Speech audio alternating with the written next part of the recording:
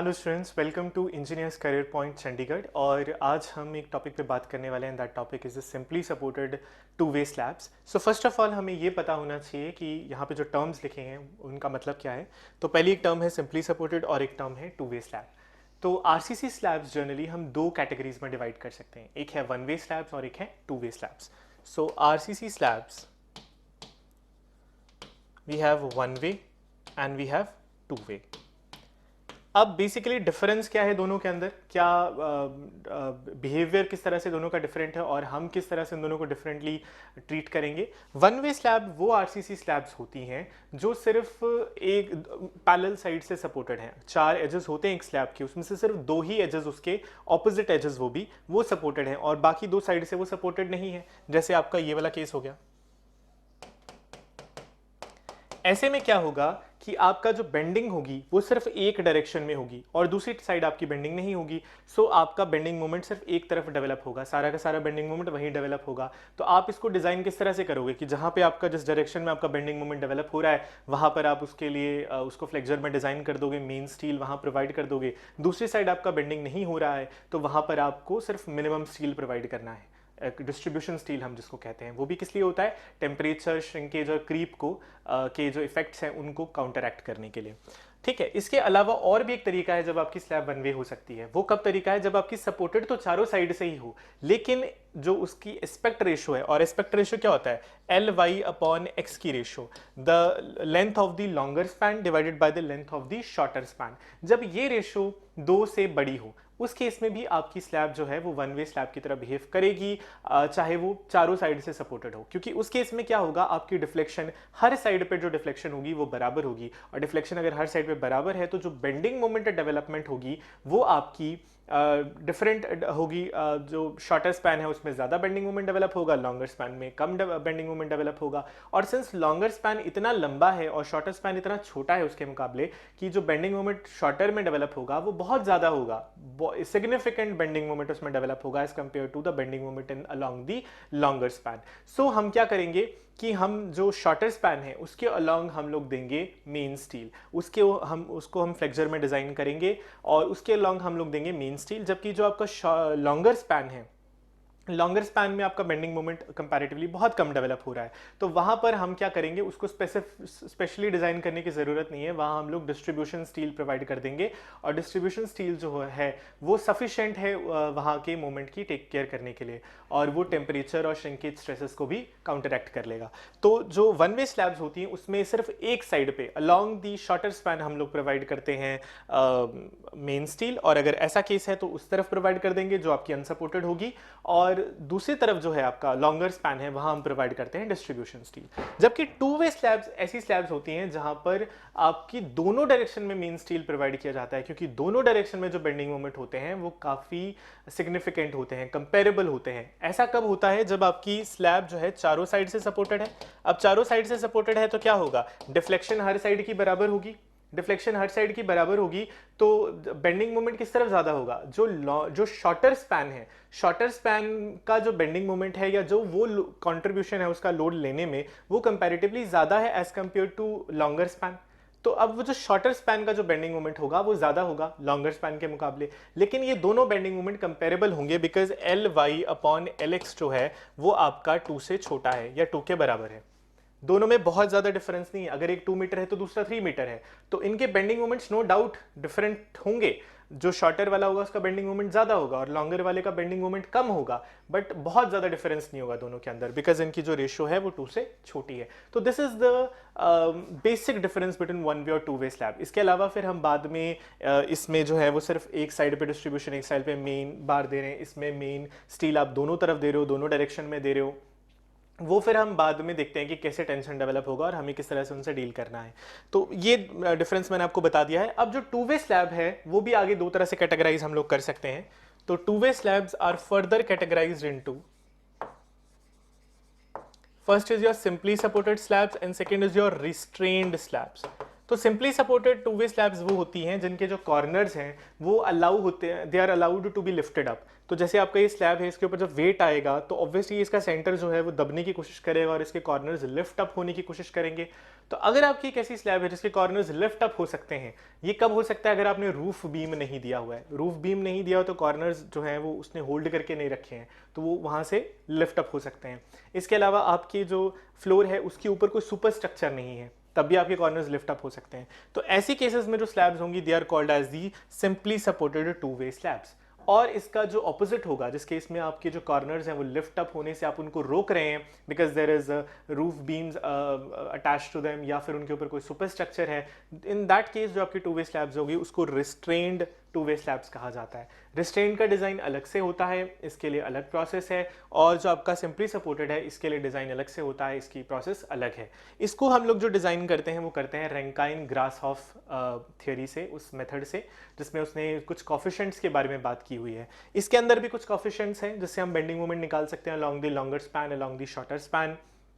और हम लोग बात करेंगे इसमें पॉजिटिव बेंडिंग मोमेंट भी निकलता है, नेगेटिव बेंडिंग मोमेंट भी निकलता है। इसके लिए भी आईएस कोड में प्रॉपर कॉफिशेंट्स दिए हुए हैं जो यील्ड लाइन थ्योरी को सॉल्व करके निकाले जाते हैं। पर इसमें जो स्लैब के डिफरेंट केसेस हम स्टडी करते हैं कि हमारा जो पैनल है उसके सपोर्टिंग कंडीशंस कैसे हैं, इसमें जो बेंडिंग मोमेंट कॉफिशेंट्स होंगे वो सिर्फ डिपेंड करेंगे एस्पेक्ट रेशियो पर। तो चलो हम इसी को ही थोड़ा सा डिटेल में देखते हैं कि simply supported two way slabs क्या चीज़ होती है।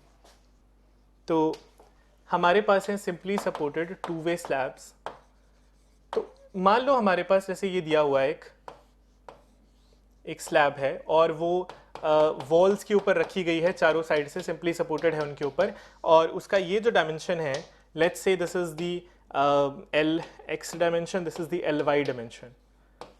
एल वाई जो है वो स्टैंडर्ड नोटेशन है फॉर द लॉन्गर एज, और एल एक्स जो है वो स्टैंडर्ड नोटेशन है फॉर द शॉर्टर एज। तो एल वाई और एल एक्स की ऑब्वियसली जो रेशियो होगी वो आपकी 2 से स्मॉल होगी, अदरवाइज ये स्लैब जो है वो टू वे स्लैब हो ही नहीं सकती। ठीक है, अब हमें ये देखना है कि इधर कितना बेंडिंग मोमेंट डेवलप हो रहा है और इस डायरेक्शन में कितना बेंडिंग मोमेंट डेवलप हो रहा है बाय यूजिंग रैंकाइन ग्रासहॉफ थ्योरी।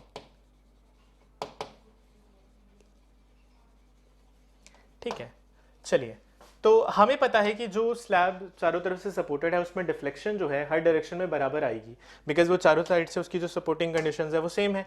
तो डिफ्लेक्शन इस तरफ जो डिफ्लेक्शन आएगी वही डिफ्लेक्शन इस तरफ आएगी। अब अगर मेरे पास एक सिंपली सपोर्टेड बीम होता है जिसके ऊपर यूडीएल लग रहा हो, तो उसमें जो डिफ्लेक्शन आती है वो सेंटर पे मैक्सिमम आती है, और वो वैल्यू कितनी होती है 5/384 into W into L4 divided by EI। तो इस केस में भी हम वही फंडा जो है वो यूज करेंगे। बस ये है कि देखो टोटल लोड जो इसमें आ रहा है ना पर यूनिट लेंथ, जो यूडीएल लग रहा है पर यूनिट लेंथ, टोटल जो लग रहा है वो है मान लो W किलो न्यूटन पर मीटर। ये टोटल लग रहा है। जब हमने डेड लोड निकाल लिया, जब हमने सरफेस फिनिशेस ऐड कर लिए, लाइव लोड ऐड कर लिया, और फिर हम लोगों ने जब उसकी विड्थ के साथ उसको मल्टीप्लाई कर दिया, तो जो मेरे पास पर W किलो न्यूटन पर मीटर जो है वो मेरे पास फाइनल लोड आ रहा है जो उस पर यूडीएल एक्ट कर रहा है, अलॉन्ग द शॉर्टर स्पैन भी बोल सकते हैं, अलॉन्ग द लॉन्गर स्पैन, जो ओवरऑल आपका एक्ट कर रहा है। अब इसी में से कुछ जो है along the shorter span act कर रहा होगा और कुछ एक्ट कर रहा होगा अलॉन्ग दी लॉन्गर स्पैन। इसी के ही 2 पार्ट होंगे। तो W जो होगा this will get divided into 2 parts, WX and WY। तो ये लग रहा होगा इसके अबाउट और इसकी वजह से कुछ बेंडिंग मोमेंट डेवलप हो रही होगी, ये लग रहा होगा इसके अबाउट WY जो है और उसके लिए कुछ बेंडिंग मोमेंट डेवलप हो रही होगी। तो इस वाले पोर्शन में बेंडिंग मोमेंट कुछ और, इस वाले पोर्शन में बेंडिंग मोमेंट कुछ और। हमें ये पता है कि हमेशा जो बेंडिंग मोमेंट होगी वो ज्यादा कहाँ होगी, along the shorter span, not along the longer span. Longer span में क्या होगी, बेंडिंग मोमेंट ज्यादा होगी। तो अब हमें उसी के बारे में बात करनी है। चलिए अब देखते हैं कि क्या रिलेशनशिप है। हमें पता है कि अलॉन्ग दी शॉर्टर स्पैन, जिसको मैं x से रिप्रेजेंट कर रहा हूँ, वहाँ पे बेंडिंग मोमेंट कितना डेवलप होगा।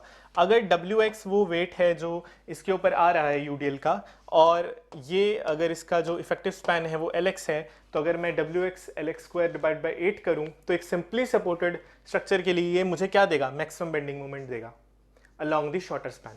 इसी तरह से मैं Y के लिए भी निकाल सकता हूँ अलॉन्ग दी लॉन्गर स्पैन। अब अगर मुझे ये WX और WY की का जो वैल्यू है वो अगर पता लग जाए तो मैं ये MX और MY को कंपेयर कर सकता हूँ और इनकी वैल्यूज निकाल सकता हूँ। तो ये WX और WY को निकालने के लिए क्या करेंगे, हमारे पास एक फॉर्मूला है देखिए, since deflections are equal, since deflections are equal on both sides, we can say 5 by 384 Wx Lx4 by EI is equal to 5 by 384 Wy Ly4 divided by EI। तो ये तो हम कह ही सकते हैं, ठीक है। अब इसमें जो कॉन्स्ट सेम है उसे कट कर दो, तो आप क्या लिख सकते हो, finally we can write it like this. So this is the relationship between both the Wx and Wy। तो आप इसको और उसमें लिख सकते हो कि Wx is equal to Wy is upon this. Now this is my aspect ratio. Ly upon Lx is also called as the aspect ratio, और इसे मैं किससे रिप्रेजेंट कर रहा हूँ, स्मॉल r से। So let's small r is equal to the aspect ratio of Ly upon Lx। तो ये इसको मैं रिप्लेस कर सकता हूँ, Wx is equal to Wy r4 and Wy is equal to Wx by r4। ये relationship हो गया Wx और Wy के बीच में। और एक रिलेशनशिप तो मुझे ऑलरेडी पता था कि जो टोटल लोड लग रहा है उसी के ही तो दो कंपोनेंट्स हैं ना, Wx और Wy। तो जो टोटल लोड है जो एक एक्चुअली एक स्पैन पे आ रहा है और इस स्लैब के, वो W है, और उसमें से कुछ लोड जो है वो शॉर्टर स्पैन रेजिस्ट कर रहा है, कुछ बेंडिंग मोमेंट वो ले रहा है और कुछ बेंडिंग मोमेंट जो है वो लॉन्गर स्पैन को ट्रांसफर कर रहा है।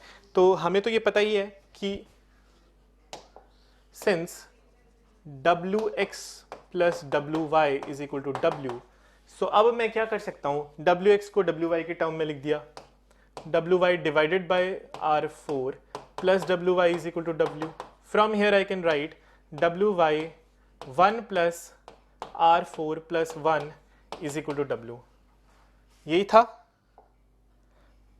सॉरी उल्टा हो गया है, यहाँ पे Wx is equal to Wy R4 है, इसके नीचे नहीं आएगा, इसके नीचे आएगा, ये वैसे ही रहेगा, और ये इसके नीचे आएगा R4। तो ये रिलेशनशिप है मेरे पास। तो Wx क्या हो गया, WR4 divided by 1 plus R4। तो ये Wx की वैल्यू निकल गई। अगर W मेरा टोटल लग रहा था जो मैं निकाल सकता हूं, तो वहां से मैं Wx निकाल सकता हूं, the load which is getting transferred और which is carried by the shorter span. Similarly यहां मैंने क्या पुट किया था, Wy को Wx की फॉर्म में पुट किया था। अगर Wx को Wy की फॉर्म में पुट कर दूं, क्या बनेगा, सिमिलरली इसी को मैं क्या लिख सकता हूं, WyR4 plus Wy is equal to W. So I can write Wy is equal to W divided by 1 plus R4। ठीक है, तो ये रिलेशनशिप मैंने ये भी डेवलप कर लिया, तो Wx की वैल्यू भी निकाल ली, Wy की वैल्यू भी निकाल ली। अब मेरे पास अगला काम है इनके बेंडिंग मोमेंट का एक रिलेशनशिप डेवलप करना, क्योंकि हमें तो बेंडिंग मोमेंट से काम है, हमें तो जो एरिया ऑफ स्टील निकालना है उसके लिए हमें बेंडिंग मोमेंट्स चाहिए, और बेंडिंग मोमेंट यहाँ निकालने का जो प्रोसेस है वो हमें देखना पड़ेगा कि क्या है। तो इसके लिए हमारे पास है, आगे हम करेंगे। So the bending moment along shorter span का जो बेंडिंग मोमेंट है ऑब्वियसली वो क्रिटिकल होता है, क्योंकि वो सबसे बड़ा निकल के आता है। उसकी वैल्यू क्या हो जाएगी, ये हमने ऑलरेडी करा हुआ है कि mx will be Wx Lx² by 8, ये हमें ऑलरेडी पता था, बस यहाँ Wx की वैल्यू पुट कर दो, तो ये बन जाएगा 1/8 into R4 1 plus R4 into W into Lx²। ठीक है, अब इसे क्या कह देंगे, इस पूरे टर्म को कह देंगे bending moment coefficient, bending moment coefficient for shorter span. तो ये मेरा बेंडिंग मोमेंट कोफिशिएंट है, और ये किस पे डिपेंड कर रहा है, this only depends upon the aspect ratio. तो अगर मुझे एस्पेक्ट रेशियो पता है, अगर मुझे पता है लॉन्गर और शॉर्टर स्पैन में कितना उनका डिवाइड करोगे तो कितना आंसर आता है, तो मैं ये आर की वैल्यू, ये इस कोफिशिएंट की पूरी की वैल्यू निकाल सकता हूं, and I will denote it as this alpha x. W मुझे पता है, Lx भी मुझे पता है, अल्फा की वैल्यू या तो हम निकाल सकते हैं कैलकुलेट करके, वरना कोड में भी दी हुई है फॉर डिफरेंट एस्पेक्ट रेशियोज। तो ये मेरे पास क्या निकल जाएगा कि bending moment along the x direction, ये सबसे बड़ा होगा, एम वाई के मुकाबले ये ज़्यादा बड़ा आएगा। और हम इसके लिए क्या निकाल सकते हैं, इसके लिए area of steel we can find out, और वो हम प्रोवाइड करवा सकते हैं अलोंग दी शॉर्टर स्पैन। इसी तरह से we can find similarly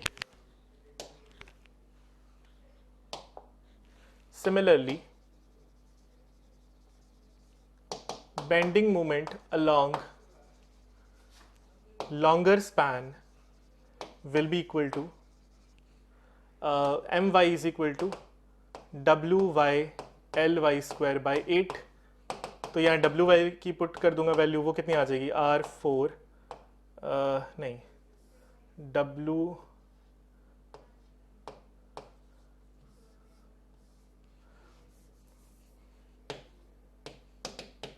divide by 1 plus r4, ये वैल्यू है मेरे पास। अब मैं क्या करूंगा, यहां पर एल वाई स्क्वायर है, मैं इससे एल एक्स स्क्वायर से मल्टीप्लाई कर दूंगा और एल एक्स स्क्वायर से डिवाइड कर दूंगा। तो क्या बन जाएगा मेरे पास, ये आई विल गेट, इन दोनों की रेशियो क्या होगी, इन दोनों की रेशियो को बोलते हैं आर स्क्वायर। तो I can write R square 1 plus R by 4 into W into L x square. ये मेरे पास फाइनल रिलेशनशिप बनकर आया। इतने इतने पोर्शन को मैं कह दूंगा अल्फा वाई। ये हो गया bending moment coefficient about along the longer span. और ये आपके पास फिर वही कांस्टेंट आ गया कि जो आपका लोड लग रहा है और इफेक्टिव स्पैन का स्क्वायर आपको उसके साथ मल्टीप्लाई करना है। तो ये हमें क्या दे देगा, एम वाई की वैल्यू दे देगा।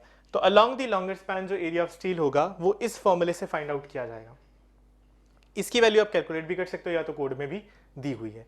तो एक बार फिर क्या होगा आपका, अब क्या करोगे आप, ये मेरे पास अगर एक स्लैब है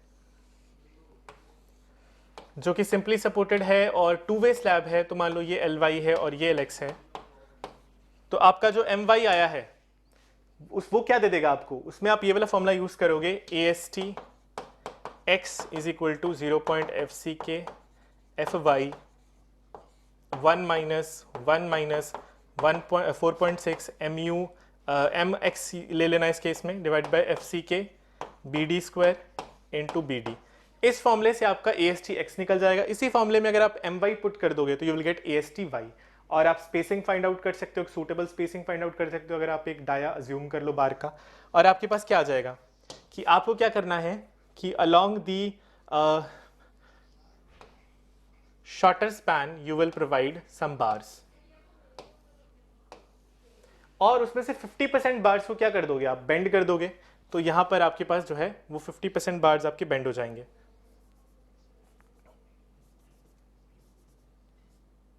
नहीं, ये तो ऑल्टरनेट नहीं है, ये वाला बेंड हो जाएगा।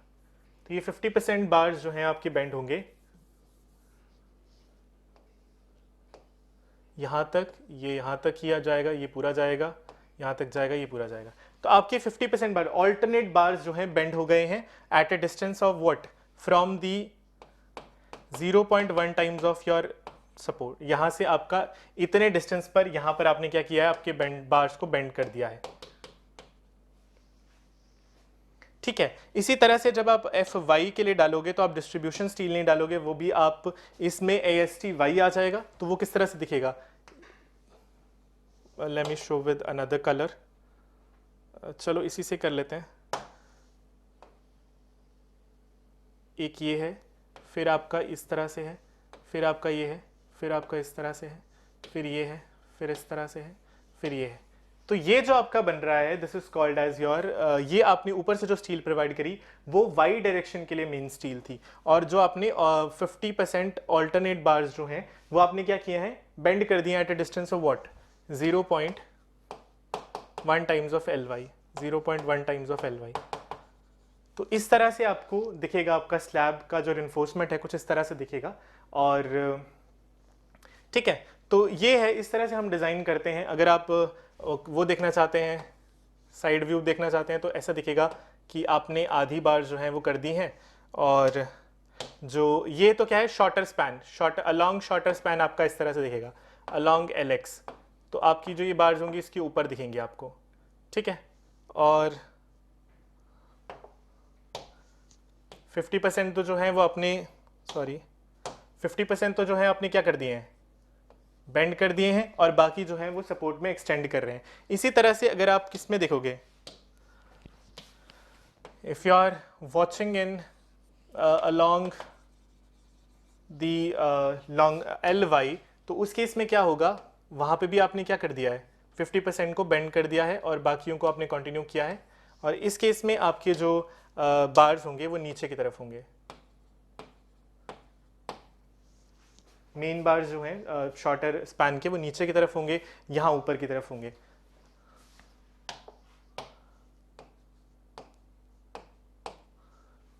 ठीक है, तो इस तरह से आपका ये डिज़ाइन होगा।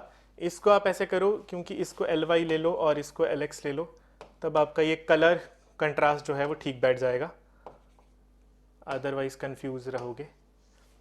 ठीक है, अब आपकी जो ग्रीन वाली है वो मेन बार शो कर रही है और ब्लू वाली जो है वो आपकी main bars along the shorter span show कर रही है और ब्लू वाली आपकी main bars along the longer span represent कर रही है। ठीक है, तो this is the design of your simply supported two way slabs. अगली बार हम लोग नेक्स्ट टॉपिक के साथ फिर मिलेंगे। तब तक के लिए आई होप कि आप अच्छी तरह से प्रिपेयर करेंगे and I wish you all the very best. Thank you.